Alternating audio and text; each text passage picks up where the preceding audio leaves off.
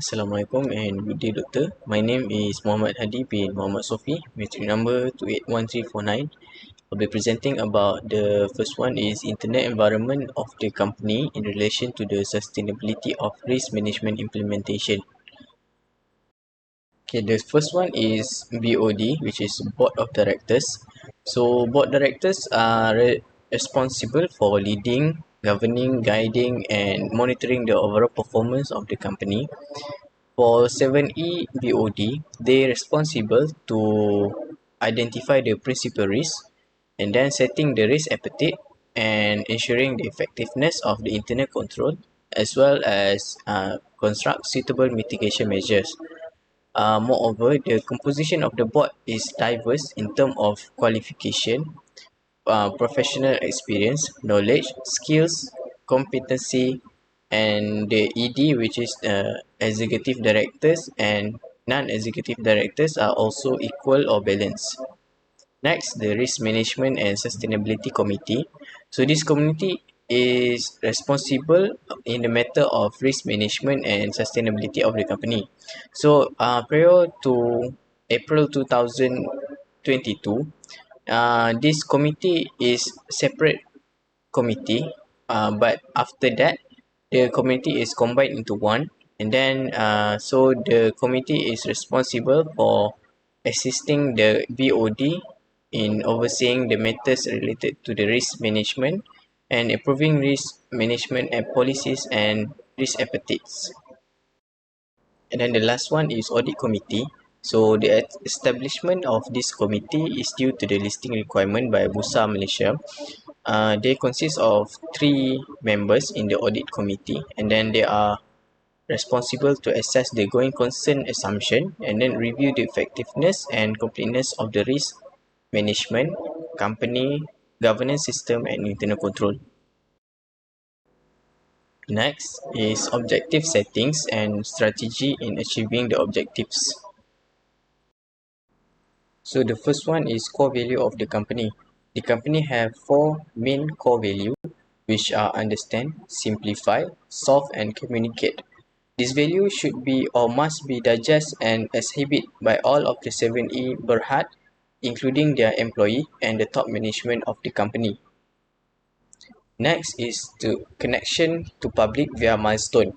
So the company conduct various events, promotion, and contests for the public to join and take advantages from it. For example, Roaring New Year promotion, Touch and Go, The Goal Hunter, and My Debit Wave and Win. So this event, promotion, and contest can be the milestone for 7A to achieve their objectives. So the last one is implementation of environment, economic, and social programs. EES. The company has contributed more than 8 UN SDGs goals, such as the first one is no poverty, better health care, and reduce inequality, and etc. So this program will not only make 7-Eleven good in the authorities' eye, but also contribute something huge for the people. That's all from me. Thank you.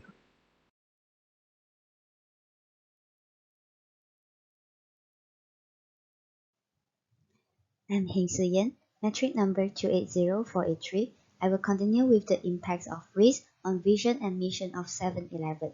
The risk would cause operation disruption and decrease reputation that bring impacts on the vision. Operation disruption is the interruption in normal operations mainly caused by operational risks. Imagine if there is product unavailability when customer visits, for sure they will go to other store to get the product. And if this happens many times, customer will then switch to competitor and therefore 7-Eleven might not be able to be the best retailer from customer viewpoint. While decreased reputation could come from the perspective of customer or other stakeholder due to reputational risk. For example, if there is food safety issue happen in 7-Eleven product, definitely it would cause customer loss due to their lower confidence on the product quality. Therefore, 7-Eleven will not able to be the best retailer with bad reputation. Next, the risk will also cause customer dissatisfaction and technology disruption that brings impact on the missions. Customer dissatisfaction might be caused by changes in customer demand risk And the common way we could know a customer is dissatisfied is through the complaints from customer, which will usually end in negative word of mouth that cause the customer become not willing to accept or try any new product or service offered by 7-Eleven. While the technology disruption could be caused by economic risk, for example during COVID when there is requirement of business digitalization, if 7-Eleven fail to follow up the latest technology, it will fall behind competitors and even not able to meet the expectation of customers.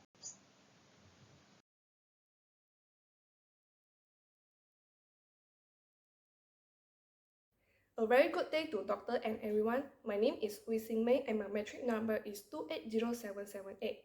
I would like to present about the 5 significant risks to 7-Eleven Malaysia Holdings Berhad together with their acceptability in comparison with organization risk appetite and risk criteria. The first most significant risk is the competition risk. 7-Eleven face this risk because the competitors such as Family Mart and MyNews are selling similar or diversity of product or with cheaper price to the target customers. It is considered high and unacceptable risk. This risk will affect the interests of stakeholders such as shareholders and suppliers. Hence, 7-Eleven should develop new strategies to compete with other companies effectively. The second risk is the reputational risk that may caused by the negative feedback or experience sharing from the customers. Unethical business practice, food safety issues as well as privacy and data breach can damage the reputation of 7-Eleven. Hence, the company has to sustain the customer loyalty and trust as it operates in the competitive market.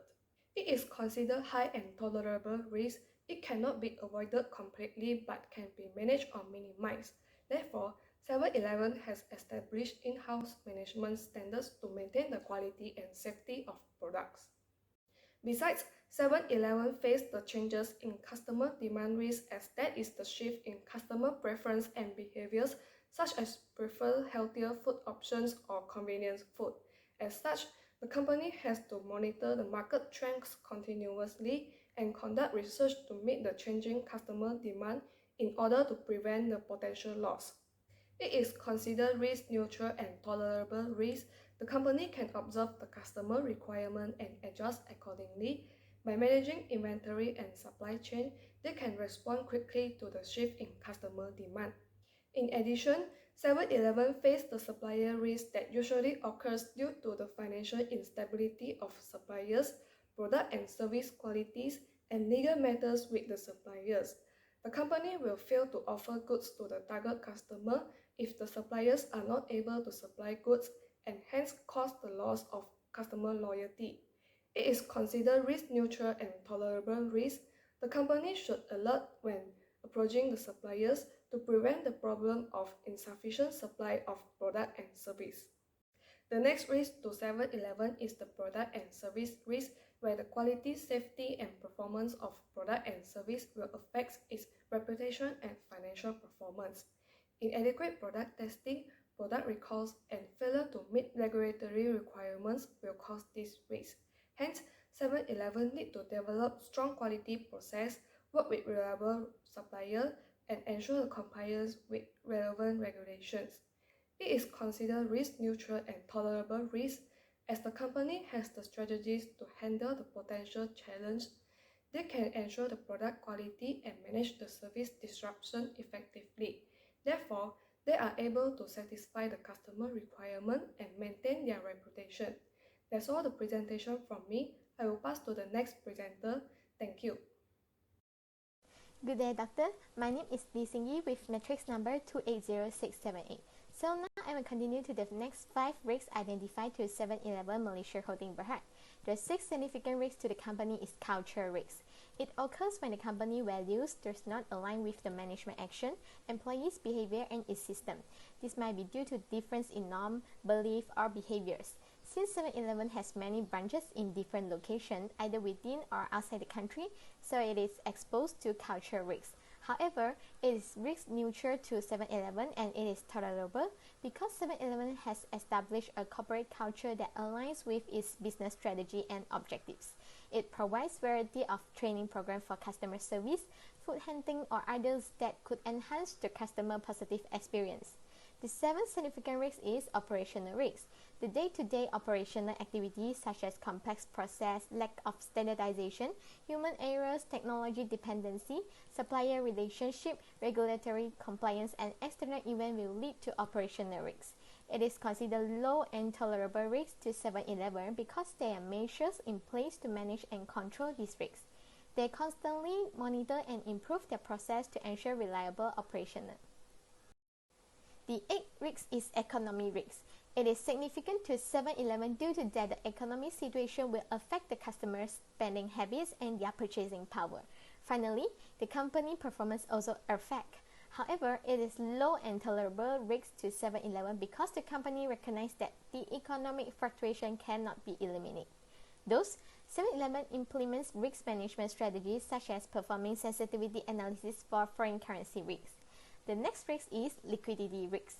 When 7-Eleven unable to secure funding or any unanticipated expenditure arise that aggravate the budget spending, it will affect its liquidity. Nevertheless, it is considered low and tolerable risk to 7-Eleven. The company monitors its cash flow from operation and the financial availability actively and prudently. As stated in its liquidity risk management policy, the company undertakes the commit credit facility in an adequate amount to maintain its fund sufficiency. Next, it is system risk. 7-Eleven is exposed to this risk when facing system failure, cyber attack, data breach, and software glitch. For example, the malfunction of the point of sale system in the store can disrupt the operation, resulting in loss of sale and customer dissatisfaction. Nonetheless, 7-Eleven deploys measures to protect their technology system. It invests in cybersecurity and updates their system regularly. Hence, it is considered as low and acceptable risk to 7-Eleven. That's all from me, and I will pass to Simru to continue. Thank you.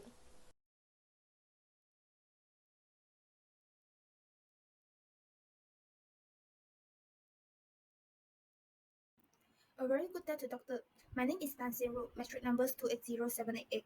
Now I will continue with the 5 remaining significant risks in the 7-Eleven's Malaysia Holding Berhad. Credit risk refers to the potential loss arising from the failure of borrowers to fulfill their payments obligations on financial instruments. In the case of 7-Eleven Holdings Berhad, the company faces credit risk primarily related to trade and sundry receivables. If borrowers are unable to make payments due to insufficient cash flows, it can disrupt 7-Eleven's cash flow and lead to additional costs in collecting the outstanding amounts. However, it's worth noting that credit risk is considered low and tolerable for 7-Eleven. The company employs various strategies to mitigate the risk of non-payment and minimize the impact on its cash flow. One such strategy is the regular monitoring of the credit quality of trade receivables, which includes analyzing the aging of the receivables. By closely monitoring and managing credit quality, 7-Eleven aims to prevent an increase in collections costs and ensure the stability of its cash flow.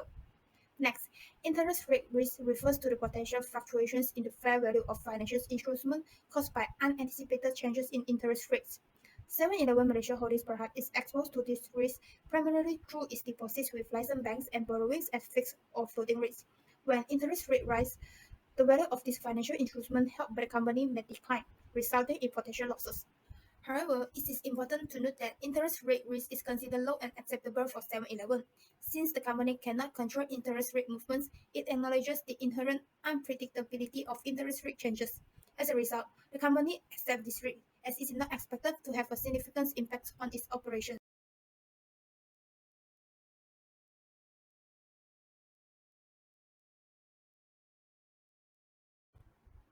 Next, uncertainty risk is inevitable for all businesses, including 7-Eleven Malaysia Holdings Berhad.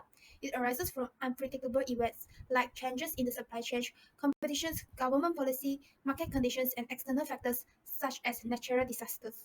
These uncertainties can impact the company's operations and performance. For example, the COVID-19 pandemic affected 7-Eleven's business as people's purchasing behaviors shift and the supply chain faced challenges. However, despite this risk, 7-Eleven Malaysia Holding Berhad considers uncertainty risk as acceptable and neutral. They view it as an opportunity for growth and have implemented measures to build resilience, such as incorporating adaptations and mitigation strategy in their climate management plan. Furthermore, Opportunity risk arises when a potentially beneficial option is not chosen, resulting in missed opportunities. For 7-Eleven, this risk can occur when selecting a branch location where a better strategy location might be overlooked. Factors contributing to opportunity risk include timing market opportunities, adopting new technologies, collaborating with partners, and retaining talented human resources. 7-Eleven Malaysia Holding Berhad considers opportunity risk as acceptable and neutral. Pursuing opportunities involve weighing risks and rewards, and the company evaluates whether the expected benefits outweigh the associated risks. Market expansion risk for 7-Eleven Malaysia Holdings Berhad refers to the challenges of entering new markets. It involves true market research, competitions, and regulatory compliances. By effectively managing these risks, the company can maximize the chance of successful market entries and growth. Market expansion risk is considered low and acceptable for 7-Eleven Malaysia Holdings Berhad. The company has a plan in place to handle the challenges of entering new markets and is prepared to navigate uncertainties. They can see the potential benefits of expanding into new areas and reaching more customers, outweighing the associated risks. And that's all from me. Thank you. I will pass to the next presenter.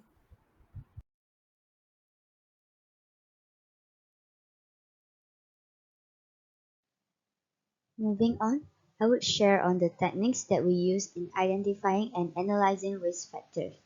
The first technique is documentation review of company documents, mainly on the annual report. The main purpose is to obtain a comprehensive information of the background and the risk management practice of 7-Eleven. For example of risk identified through annual report review is the credit risk. It is mentioned in the notes to financial statements and stated that the risk arises primarily from the receivables. Therefore, the risk factor is the credit quality of the receivable, where the low quality will increase the credit risk. The second technique is brainstorming. There are two stages, which are discussion stage, that we are not focused on right or wrong of the ideas given, and the evaluation stage, that we will only focus and identify the appropriate idea. For example, we had identified and analyzed the risk factor of supplier risk through these techniques. Everyone is giving idea on the discussion stage, but at the evaluation stage, we are all agree that as compared to reputation of the supplier financial instability and the high dependency level on supplier are more appropriate risk factors that will bring direct impact in increasing the supplier risk. The last technique that we use is fault tree analysis. It is a graphically analytical technique that used to trace the reasons that contribute to an event failure. There are several steps including defining the risk, identifying the possible risk factor, deciding to use AND or OR gate, and lastly constructing the fault tree diagram. We use this technique to analyze the competition risk, which the causes are the competitors' pricing strategy, financial strength, product differentiation, and marketing effectiveness. And the fault tree analysis that we constructed will be shown in the next slide.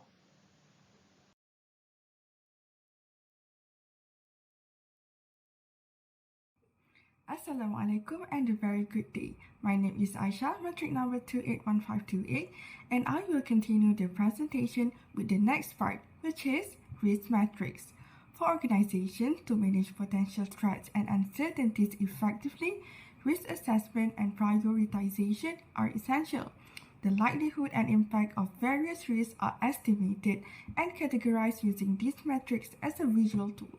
By classifying risks according to their likelihood and impact, the risk matrix enables a targeted approach to risk management and mitigation. First, we look into the high likelihood and high impact quadrant. The list shows competition risk, uncertainty risk, economic risk, reputational risk, liquidity risk, changes in customer demand risk, and market expansion risk in red. These risks are considered critical and demand immediate attention.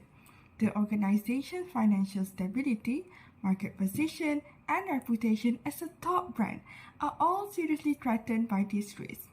Prioritizing these risks will enable 7-Eleven Malaysia Holding Berhad to create focused mitigation strategies. Contrarily, risks with a medium likelihood and impact are of medium priority and need to be actively monitored and managed to stop them from worsening. The operations and performance of the organization could be significantly impacted by these risks, which include supplier risk, operational risk, and product risk. The business can reduce any potential negative effects of this risk and ensure business continuity by taking proactive measures to address them. In addition, risks that fall into the low likelihood and low impact quadrant, like culture risk and system risk, might need ongoing monitoring and assessment, but their immediate effect on the organization are generally not very significant. Next is the appropriate responses towards identified risks. Of the identified risks, 12 out of the 15 can be managed. Credit risk is the only one that is transferred, whereas uncertainty risk and cultural risk can be accepted. Let me further explain a few risks. The first example is supplier risk. Managing the risk is the best course of response when dealing with supplier risk. Proactive supplier management techniques can reduce supplier risk. This requires choosing suppliers very carefully, creating precise contractual agreements, and routinely checking on supplier performance.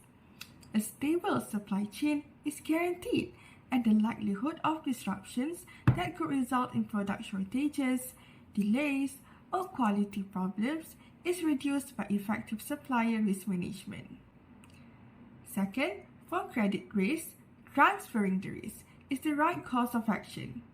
Through credit insurance or factoring agreements, the organization can transfer these risks to third parties, such as financial institutions or insurers, to reduce it. The business can spot potential credit risks and take the necessary precautions by putting in place stringent credit assessment procedures, establishing credit limits, and keeping an eye on customer payment behavior.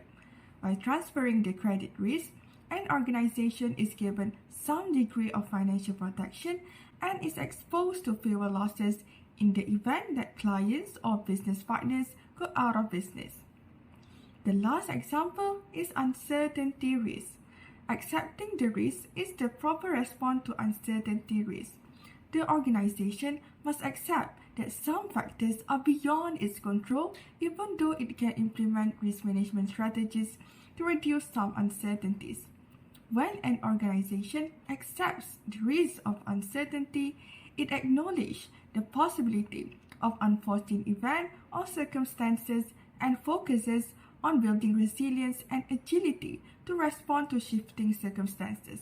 The business can be more ready to respond to unforeseen events by accepting uncertainty as a constant factor.